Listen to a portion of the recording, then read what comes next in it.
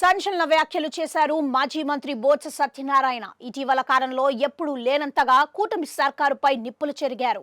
ఇంతకు బొత్స ఏమన్నారంటే, 3 ఏళ్ల క్రితం రామతీర్థం ఆలయంలో రాముడి విగ్రహాన్ని ధ్వంసం చేసిన కేసులో ఏటుగా ఉన్న నిందితుడికి సాక్షాత్తు అదే ఆలయానికి ధర్మకర్తగా ఉన్న మాజీ కేంద్ర మంత్రి అశోక్ గజపతిరాజు చేతుల మీదుగా సీఎం సహాయక నిధి 5 లక్షలు ఇచ్చారు.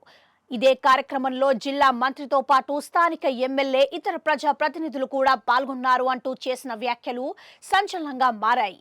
అక్కడితో ఆగని ఆయన మరిన్ని వ్యాఖ్యలు చేశారు. ఆ ఘటన జరిగినప్పుడు తమ ప్రభుత్వం అతడిపై రాజకీయ ఉద్దేశంతో కేసు పెట్టినట్లుగా కూటమి సర్కారు భావిస్తే ఆ అంశాన్ని విచారణ జరపాలన్నారు. ఆ కేసుకు వెనక్కి తీసుకొని తప్పుడు కేసు పెట్టిన సంబంధించిన అధికారులపై చర్యలు తీసుకోవాలన్నారు. ఒకవేళ అతను నిందితుడే కాదని చెప్పదలుచుకుంటే కూటమి ప్రభుత్వం అసలు నిందితుడిని పట్టుకొని చట్టం ముందు నిలబెట్టాలి. అదేమీ లేకుండా ప్రజల సొమ్మును సీఎం సహాయ నిధి నుంచి నిందితుడికి ఇచ్చి ఎలాంటి సందేశాన్ని ఇస్తున్నారు? నిందితుడికి డబ్బులు ఇవ్వటం మీ ఉద్దేశమా అంటూ తీవ్ర స్థాయిలో ధ్వజమెత్తారు. ఎన్నికల సందర్భంగా కూటమి నేతలు ఇచ్చిన హామీల అమలుపై ప్రభుత్వంపై ఫోకస్ పెట్టాలన్న బొత్స హామీలన్నీ ఖచ్చితంగా నెరవేర్చాల్సిందేనని స్పష్టం చేశారు.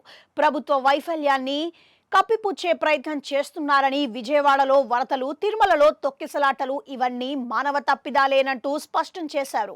విశాఖ స్టీల్ ప్లాంట్ కు ప్రత్యేక ప్యాకేజీ అంటూ ఆర్భాటంగా ప్రచారం చేస్తున్నారని, కానీ ప్యాకేజీ పేరుతో స్టీల్ ప్లాంట్ ప్రైవేటీకరణకు వేగంగా అడుగులు పడుతున్నట్లుగా అనుమానాల్ని వ్యక్తం చేశారు.